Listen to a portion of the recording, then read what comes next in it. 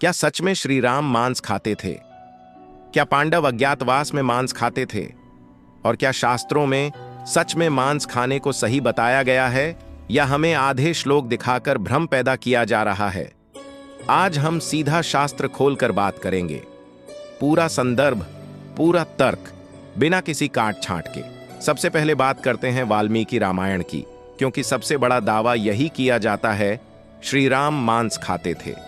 और ये बात सुनने में भी कितनी भद्दी सी लगती है कि मर्यादा पुरुषोत्तम के बारे में कोई ऐसी गलत बात फैला रहा।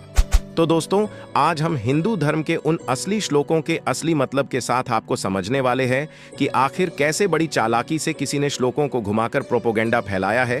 क्योंकि ऑलवेज रिमेंबर, जो राम के खिलाफ है, हम उसके खिलाफ है। सीधे चलते हैं सुंदरकांड सर्ग 36 पर, जहां हनुमान माता सीता को श्री राम की अवस्था बताते हैं।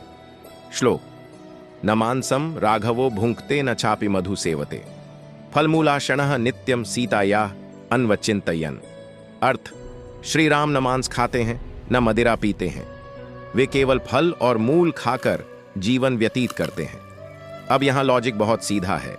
अगर मांस खाना सामान्य होता तो इसे अलग से न मांसम भुंक्ते क्यों कहा जाता? क्योंकि यह उनका आदर्श सात्विक आचरण था। अब लोग कहते हैं रामायण में शिकार का उल्लेख है।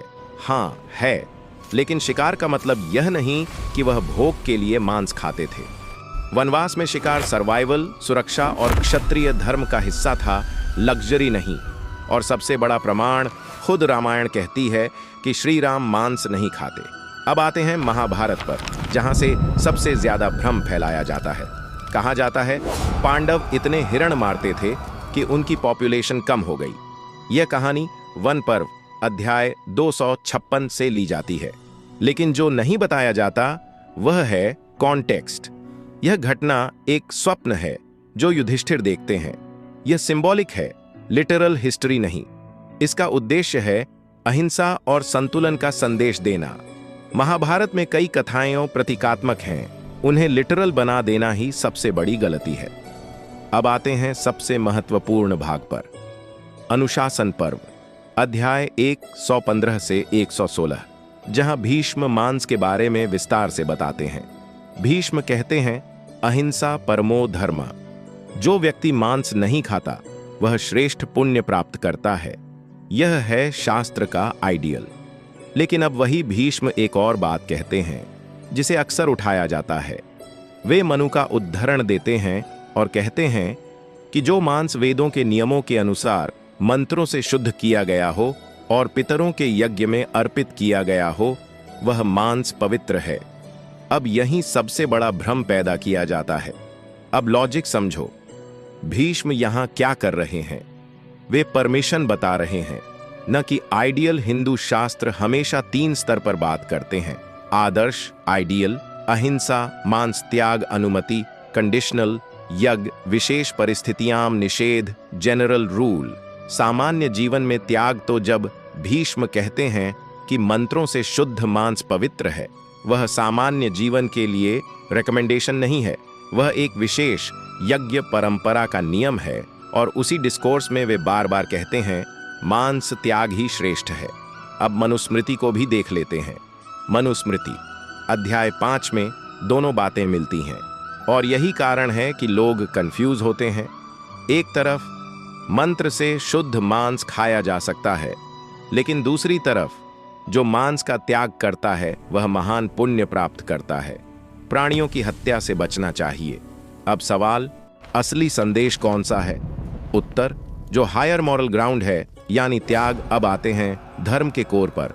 भगवद गीता 17.8 स्पष्ट कहती है सात्विक आहार आयु, बल, स्वास्थ्य और प्रसन्नता बढ़ाता है। और सात्विक आहार क्या है? शुद्ध, अहिंसक, हल्का भोजन। छांदोग्य उपनिषद कहता है जैसा आहार वैसा मन।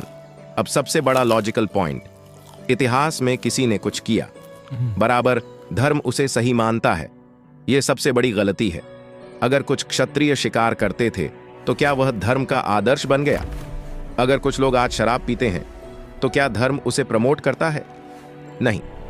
तो जब कोई कहता है राम ने मांस खाया, जवाब, न मांसम राघवो भुंक्ते, पांडव रोज मांस खाते थे।